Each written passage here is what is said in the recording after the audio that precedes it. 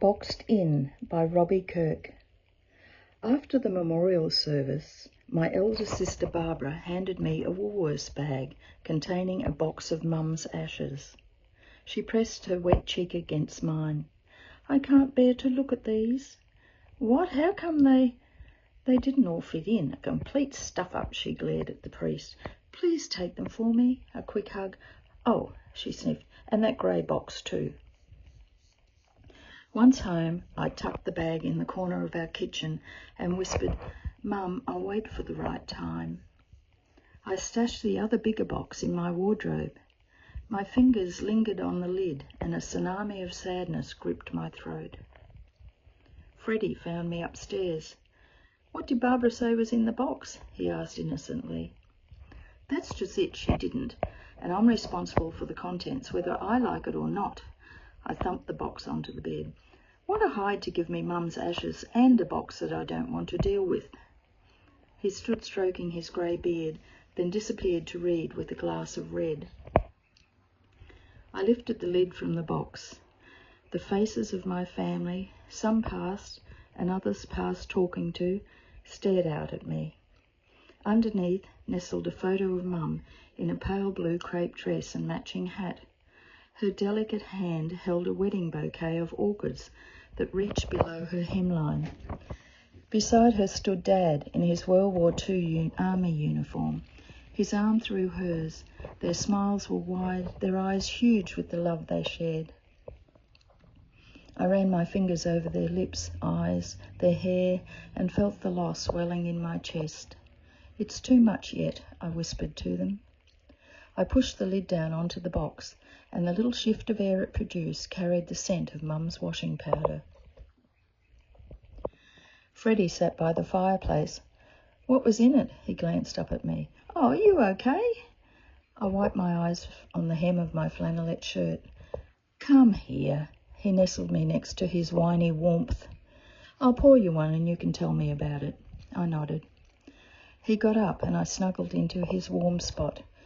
I was a child again, pushing my sister out of the way to jump into the bed and claim Mum's warm place, rubbing my face into the pillowcase where Pond's cold cream and Mum's sweet smell slept.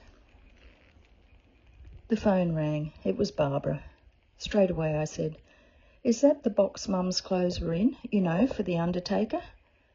"Yes, the photos are all over the house, so I used the box." Her doorbell buzzed in the background. "I got to go, talk soon." Next morning, I shoveled the compost onto the beds as if a dervish had overtaken my body. Sweat poured into my eyes. The fork scattered the dirt across the garden, down my legs, into my clogs. Finally, I heaved the fork up and stabbed it into the earth. Freddie poked his head out of his shed. "Feeling better?" "No," I snapped. "I don't want you to pick out my best outfit when I die. How ludicrous to put shoes on a dead body." He looked startled. "You'd trust my dress sense." I hate the thought of having someone she didn't know dressing her. Mum was so private. I slapped my hands on my hips. "You'll be stomping your foot next." I stomped my foot.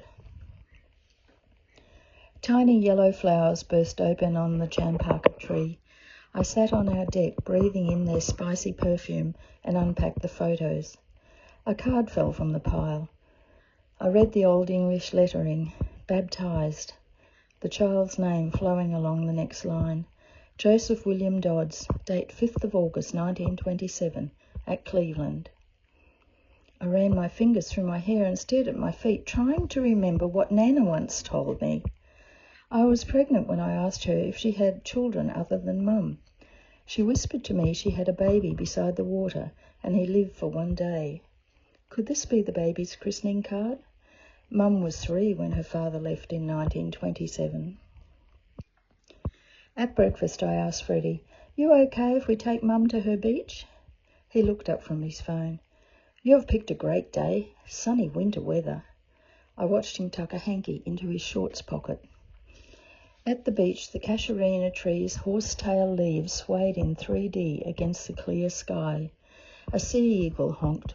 Willy wagtails flitted through the cottonwoods. By the water's edge, Freddie opened the box. My voice went croaky. "Looks like grey kitty litter." He frowned. Are you sure we have the right one? There's a lot. And your mum couldn't possibly, she was tiny, and this is only the bit that didn't fit into the columbarium's box. I shrugged and rolled my tracksuit pants up. I tiptoed into the cold water. Freddie called, "Turn around or you'll be wearing them. The wind!" I searched the sky for a sign. "Thank you, Mum, for your love and wisdom. Go in peace in Jesus Christ's name." I flung the ashes onto the water. We stared in astonishment as they instantly sank. I grinned. Well, she never learned to swim. Under the sea, blue and pink bubbles swirled to the surface and up through me into the sky, and with it a warm wave of love engulfed me. I felt euphoric as I sank to my knees. The world was silent. Freddie splashed up and lifted me under the arms. "You're radiant," he stared into my face. "Now you've made me cry." He offered me his sodden hanky and I laughed. My track pants ballooned with water as I staggered to shore. At home, I resisted telling Barbara. The family photos and a secret baby boy beckoned from the grey box upstairs.